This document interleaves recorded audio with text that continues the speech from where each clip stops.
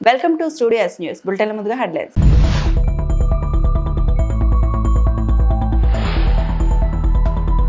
ఏలూరు జిల్లాలో పర్యటన. లక్ష్మీ నరసింహస్వామి ఆలయాన్ని సందర్శించిన AP deputy CM Pawan Kalyan.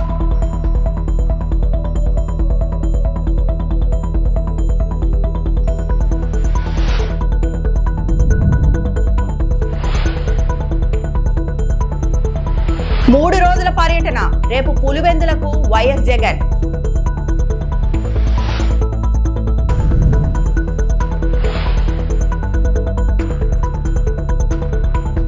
AP deputy CM Pawan Kalyan Eluru జిల్లాలో కొయ్యలగూడెం, ద్వారకా, తిరుమల మండలాల్లో పర్యటించారు.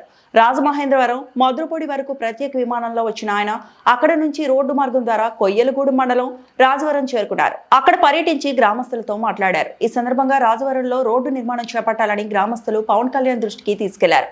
అనంతరం పవన్ కళ్యాణ్ అక్కడ నుంచి ద్వారకా, తిరుమల మండలం ఐఎస్ జగన్నాథపురానికి చేరుకుని సుందరగిరి లక్ష్మీ నరసింహస్వామి ఆలయాన్ని దర్శించుకున్నారు. ఆయనకు అధికారులు పూర్ణకుంభం ఆలయ మర్యాదలతో స్వాగతం పలికారు. స్వామివారికి పవన్ పట్టు వస్త్రాలు సమర్పించి ప్రత్యేక పూజలు చేశారు. ఆలయ ఆవరణలో పలు అభివృద్ధి కార్యక్రమాలకు సంబంధించి ఏర్పాటు చేసిన శిలాఫలకాన్ని మంత్రి నాదెండ్ల మనోహర్ తో కలిసి ఆవిష్కరించారు. గ్రామం నుంచి సుందరగిరిపై వెళ్లే రహదారి, ఆలయ ప్రదక్షిణ మండపం నిర్మాణ పనులను పవన్ ప్రారంభించారు. అనంతరం ఐఎస్ జగన్నాథపురంలో ఇటీవల చేపట్టిన మ్యాజిక్ డ్రైన్ నిర్మాణాన్ని పరిశీలించారు.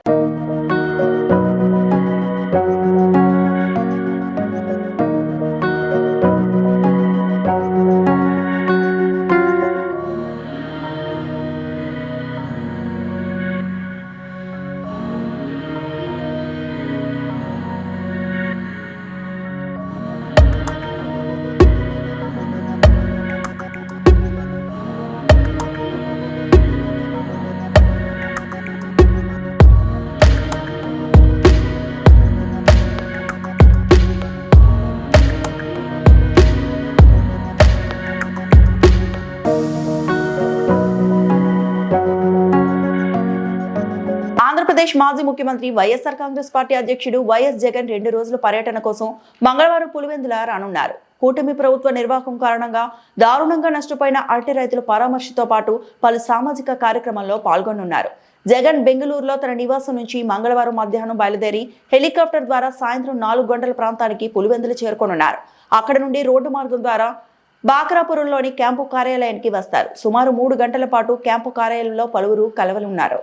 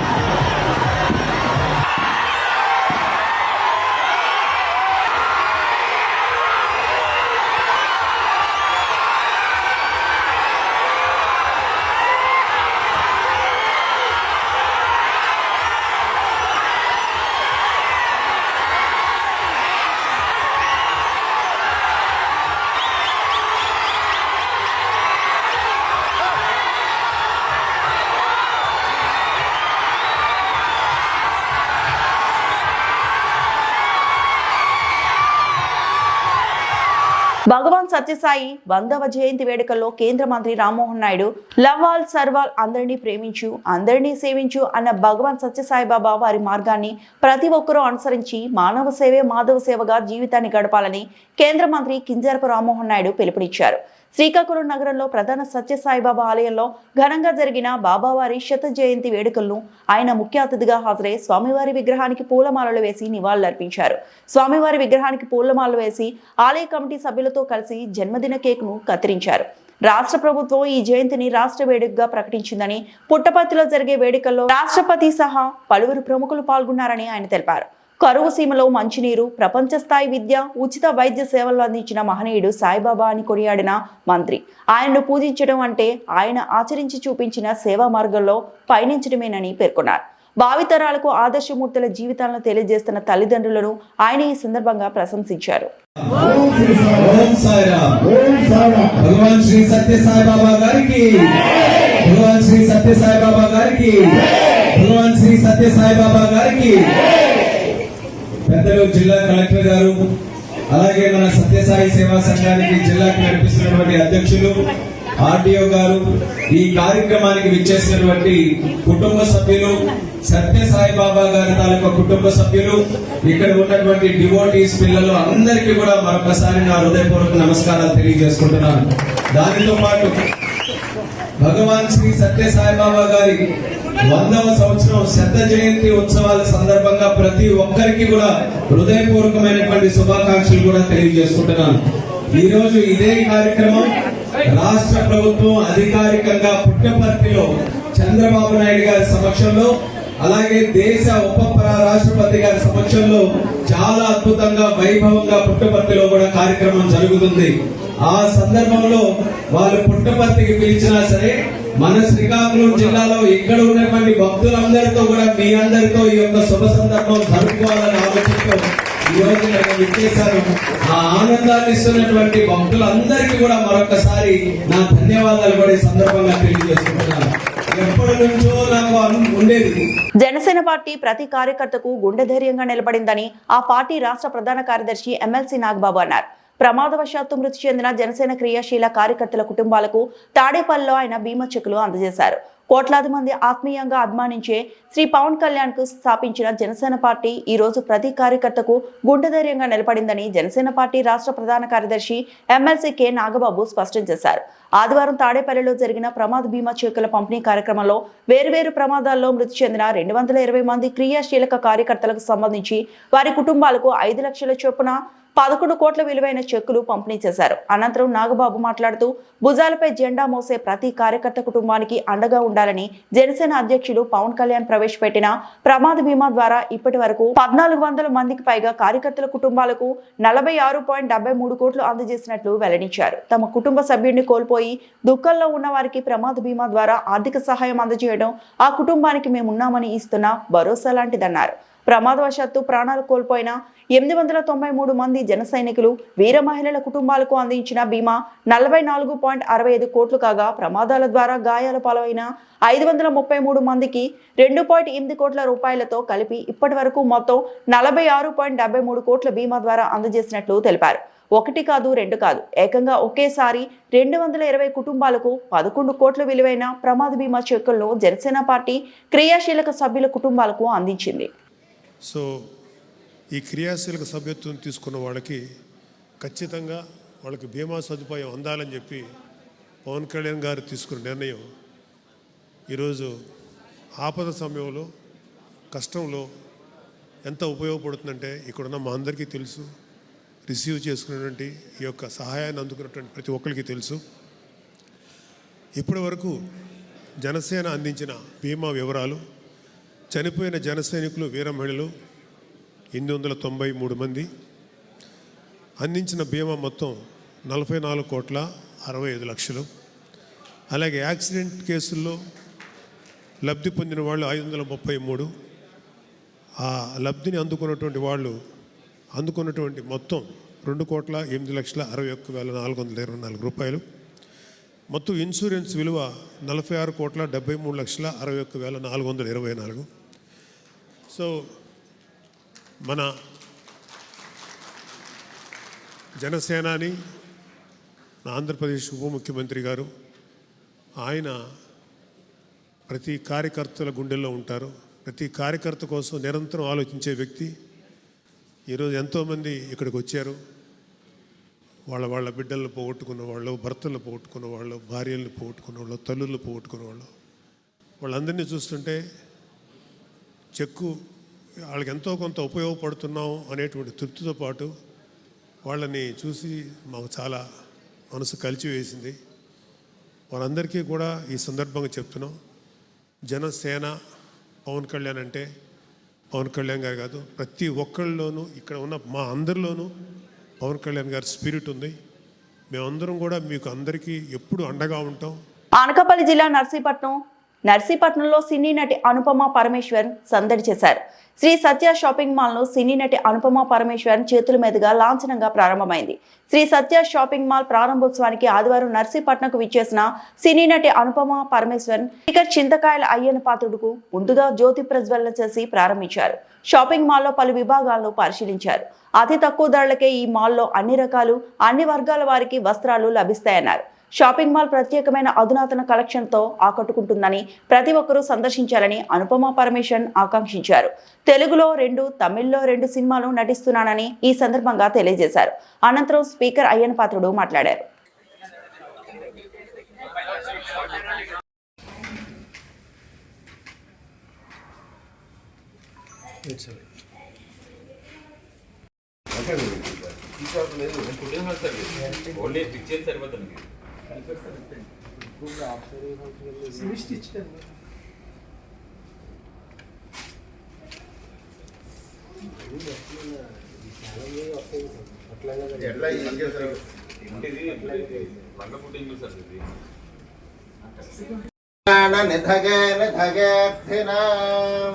శ్రీ వెంకటనివాసాయ శ్రీనివాసాయ మంగళం. కల్యాణాద్భుతగాత్రాయ కామితార్థప్రదాయినే వెంకటనాథ.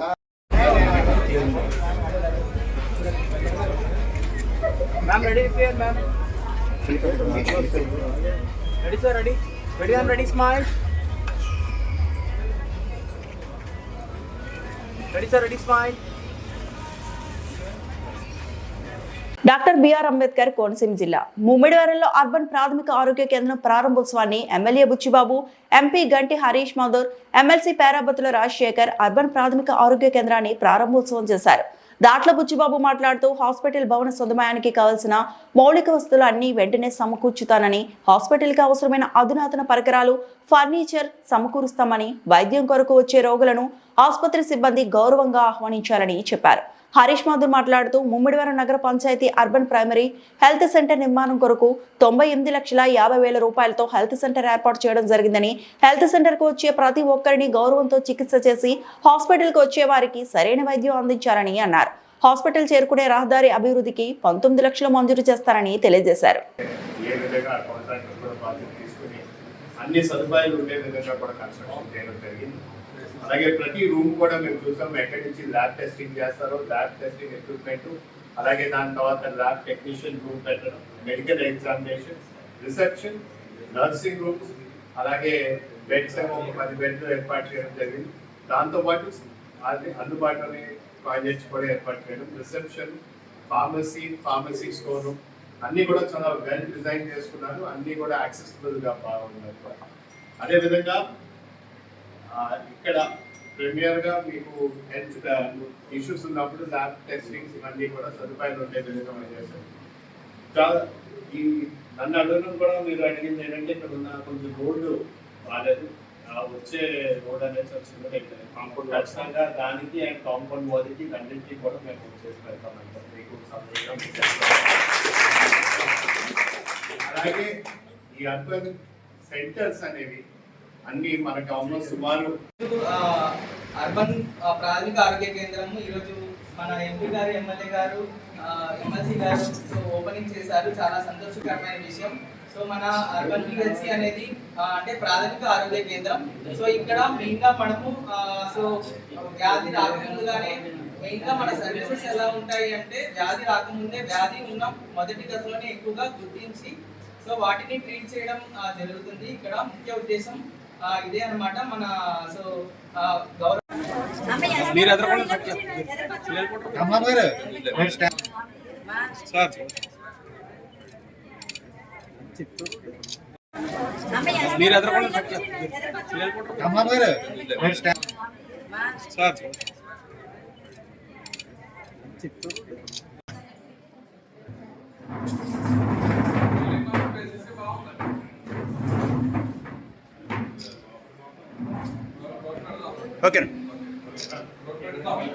కోనసీమ జిల్లా ముమ్మడివరం గేదెలంక గ్రామ రోడ్డు సమస్యపై రాష్ట్ర ఉప ముఖ్యమంత్రి పవన్ కళ్యాణ్ కు ట్విట్టర్ ద్వారా గ్రామస్తుడు కుంచెనపల్లి సాయి పోస్టు పంపించడంతో తక్షణమే స్పందించి జిల్లా కలెక్టర్ కు నిధులు విడుదల చేసినట్లు ఎంపీ హరీష్, ఎమ్మెల్యే బుచ్చిబాబు సాయికి ధన్యవాదాలు తెలియజేశారు. 1,50,00,000 రూపాయలతో గ్రామంలో పిఆర్ రోడ్డు నుండి ఉత్తరవాహిని త్రివేణి సంగమం పుష్కర్ రోడ్డు వరకు సీసీ రోడ్లు మరియు ఇతర అభివృద్ధి పనులు చేస్తున్నట్లు ఎమ్మెల్యే తెలిపారు.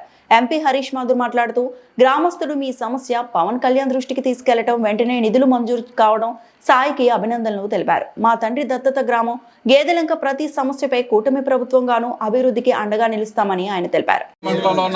గేదెలంక గ్రామంలో మన పంచాయతీరాజ్ అండ్ రూరల్ డెవలప్మెంట్ శాఖ మార్చులు పవన్ కళ్యాణ్ గారు సుమారు 1,84,00,000 రూపాయలు ఏదైతే ఈ గ్రామంలో ప్రధానమైన రోడ్డు ఇది మనకి పుష్కరాలకి బాగా ఉపయోగపడే రోడ్డు.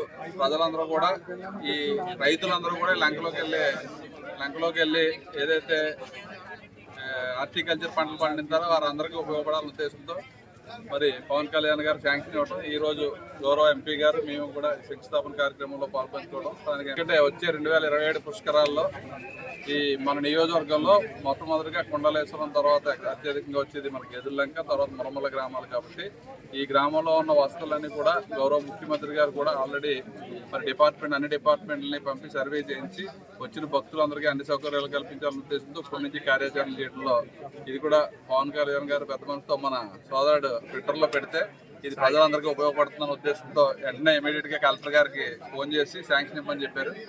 ఆల్రెడీ శాంక్షన్ వచ్చి 3 నెలలు అయింది మనకి. కాకపోతే 3 నెలల నుంచి వర్షాలు కాబట్టి వర్షాలు తగ్గిన తర్వాత మొదలెడతామని చెప్పి ఈ రోజు శంకుస్థాపన చేసాం. మరి ఏదైతే ఈ రోడ్డు అందరికీ ఉపయోగపడే రోడ్డు కాబట్టి దీని క్వాలిటీగా మన కాంట్రాక్టర్ గారు అదేవిధంగా మన అధికారులు కూడా పర్యవేక్షణ చేసి మరి ముందు రిటర్నింగ్ వాల్ కట్టి తర్వాత దాన్ని ఫిల్ చేసి ఒక నెల 2 నెలల్లో ట్రాఫిక్ అది మన జరిగిన తర్వాత ఫుల్గా సెటిల్ అవుతుంది కాబట్టి అప్పుడు దాన్ని రోడ్డు వేసుకున్నట్టయితే శాశ్వతంగా ఉంటుంది. అదే కాకుండా ఆ బ్రిడ్జి కూడా ఇది పుష్కరాల టైం కొంచెం వెడల్ చేయవలసిన అవసరం ఉంది. దాన్ని మా వంతు మేము కృషి చేస్తాం. ఎంపీ గారు కూడా కృషి చేసి మన పుష్కరాల టైంలో దాన్ని వెడల్ చేసినట్టయితే అంటే పెద్ద ఎత్తున సుమారు ఒక రోజుకి 10,000 నుంచి 50,000 మంది వచ్చే పరిస్థితి కూడా ఈ సంవత్సరం ఉంటుంది. ఎందుకంటే గేదెలంకలోని మనం ఈ రోజు రోడ్డు శంకుస్థాపన ప్రారంభించుకోవడం జరుగుతుంది. అధికారులతో కూడా అందరితో కూడా వారందరితో మాట్లాడినప్పుడు కూడా ఏ విధంగా ఈ రోడ్డు అనేది పుష్కర్ ఘాట్లోనే ఇది ఉన్న ఈ రోడ్డు అనేది మనకి చాలా అత్యంత అవసరం అని చెప్పి కూడా ఇక్కడ ప్రజలు ఉన్న ఇబ్బందులు పడుతున్న విషయాలు కూడా ట్విట్టర్ ద్వారా కూడా మన ఉప ముఖ్యమంత్రి వారు పవన్ కళ్యాణ్ గారి దృష్టికి తీసుకెళ్తే ఆయన వెంటనే ఇది సాయి ఈ ప్రోగ్రామ్ని ప్రారంభించడానికి కూడా ఆదేశాలు జారీ చేయడం జరిగింది. అదేవిధంగా కలెక్టర్ గారికి నోటీస్ వచ్చిన వెంటనే ఆయన కూడా ఈ రోజు దీనికి శాంక్షన్ చేసిన అమౌంట్ శాంక్షన్ చేసి దానికి కూడా ఇక గ్రామస్తులందరూ కూడా సాయిని అభినందిస్తున్నారు.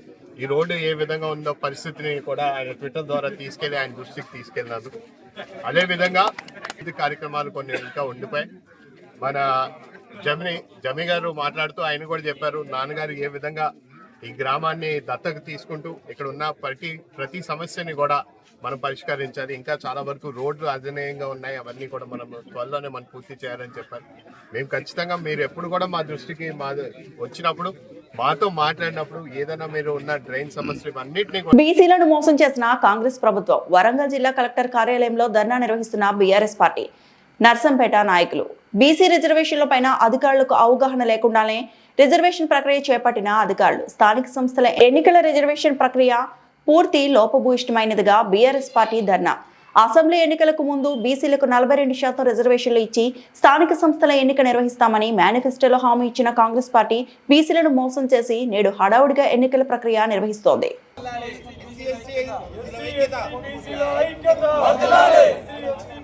ఐక్యత బడుగు బలహీన వర్గాల ఐక్యత బడుగు బలహీన వర్గాల ఐక్యత ఇదేమి రాజ్యం ఇదేమి రాజ్యం దొంగల రాజ్యం దోపిడి రాజ్యం ఇదేమి రాజ్యం ఇదేమి రాజ్యం దొంగల రాజ్యం దోపిడి రాజ్యం 42% బీసీ రిజర్వేషన్ వెంటనే అమలు చేయాలి 42% బీసీ రిజర్వేషన్ వెంటనే అమలు చేయాలి 42% బీసీ రిజర్వేషన్ వెంటనే అమలు చేయాలి.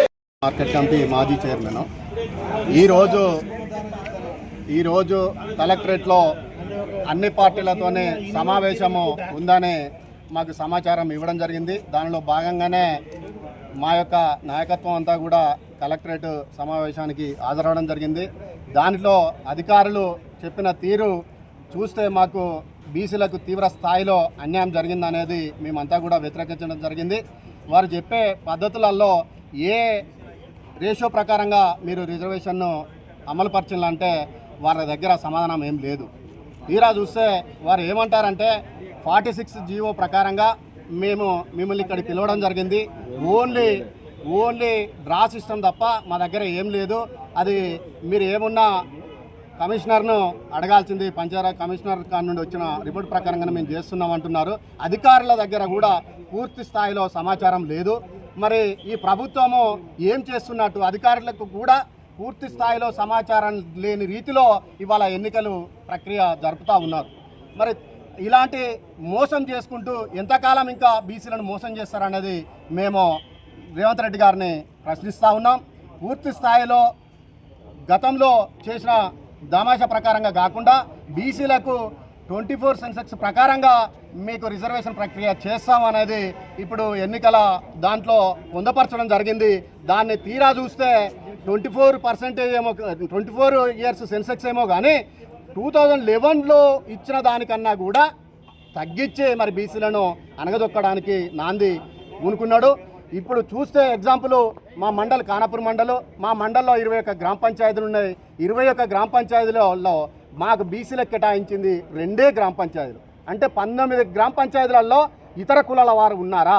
మరి మేము డిమాండ్ చేసేది ఏంటంటే జనాభా దామాషా ప్రకారంగా మేమెంతో మాకంత వాటా అనే దానిలో మరి రిజర్వేషన్ను తీయాలనేది కోరుతా ఉన్నాం. ఇప్పుడు చేసే ప్రక్రియను అంతా కూడా నిలుపుదల చేసి పూర్తి స్థాయిలో మరి జనాభా దామాషా ప్రకారంగానే రిజర్వేషన్ను చేయాలనేది మేము డిమాండ్ చేస్తూ ఉన్నాం. కేవలం ఓట్ల కోసమే 42% అనేది కామారెడ్డి డిక్లరేషన్ ప్రకారంగా వాళ్ళు ఎన్నికల మేనిఫెస్టోలో పెట్టేది.